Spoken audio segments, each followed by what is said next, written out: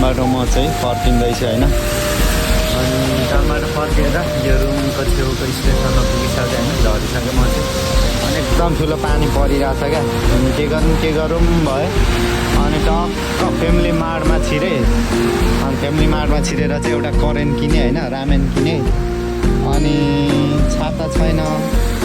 अनि मैले सधैँ भेट्दै गरेको यहाँ काम गर्ने एउटा जापानिज दिदी भनौँ न होइन, उहाँलाई भेटेँ। अनि छाता छैन भने छाता लग्नुहोस् भन्यो, अनि म एकछिन खोज्छु भने अनि छाता चाहिँ यहाँ दिइसक्यो मलाई।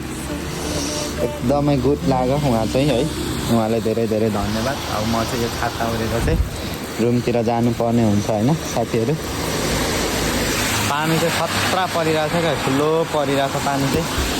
छाता चाहिँ मैले ओढिसकेँ। अब उहाँलाई धेरै धेरै धन्यवाद दिन चाहन्छु है त। यस्तो हेल्पफुल त जापानिजहरू हुन्छ कि, तर कोही चाहिँ हुँदैन हेल्पफुल चाहिँ है।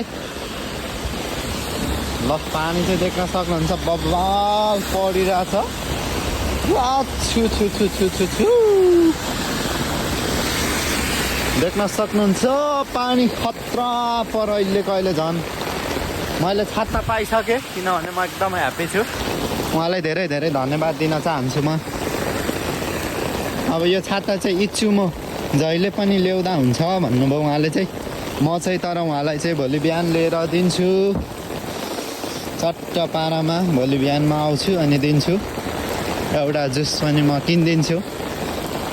ओइ पानी त खतरा पऱ्यो त हौ।